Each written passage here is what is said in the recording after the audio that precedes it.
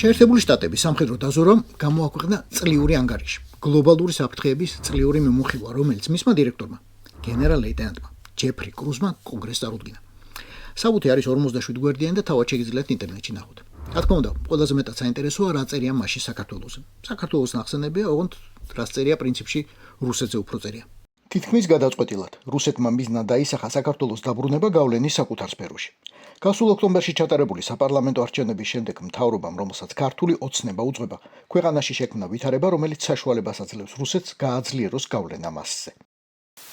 ეს დასკვნა კიდევ ერთხელ კონგრესს წარუდგინა ამერიკის სამხედრო დაზვერვის მეთაურმა. და ახლა რა მოხდება? შემდგომ ეს შეფასება წარედგინება როგორც კონგრესს, სენატს, შესაბამის კომიტეტებს, ისევე აღმასრულებელ ხელისუფლებას, სახელმწიფო დეპარტამენტს, პრეზიდენტის ადმინისტრაციას და აი ამ დოკუმენტზე დაყრდნობით ხდება იმ პოლიტიკის ფორმირება, რომელსაც შემდგომ ახალი ადმინისტრაცია, ახალი თუ ძველი ადმინისტრაცია აწარმოებს ხოლმე.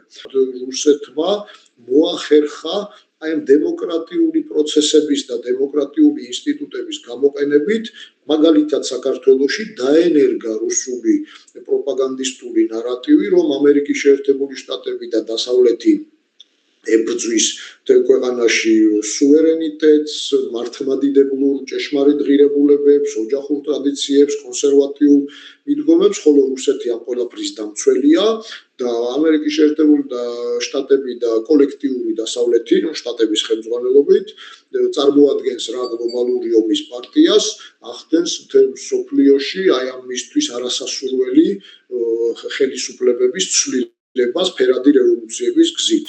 გონიათ რომელიმე სხვა ამერიკული უწყება რაიმე სხვა დასკვნას მოამზადებს კონგრესისა და ადმინისტრაციისთვის, ან რაიმე სხვა განსხვავებულს მისწერს ელჩი, რომელიც 26 მაისს აღლუმს დემონსტრაციულად არ დაესწრო და რომელსაც პროჭორვილელთა პრემიერად წოდებულმა პრემიერმა ესე კბილი გაკრა. რა თქმა უნდა არა. მაშინ რატომ აქვს ბორინკას იმედი, რომ სანქციების იიდან ამოიღებენ?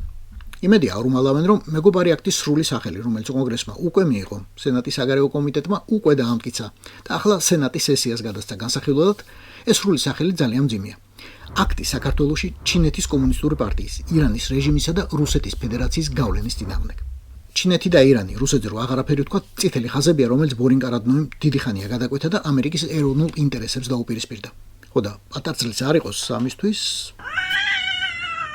არა, არის შანსი აიცილოს, როგორ არ არის, მაგრამ ამისთვის უნდა უარყოს კოცობა. აღიაროს ძალაუფლების უზურპაცია, პოლიტპატიმრები გაათავისუფლოს, არჩევნები დანიშნოს და საბოლოოდ გადაბარგდეს პროჭორვილურ ოპოზიციაში.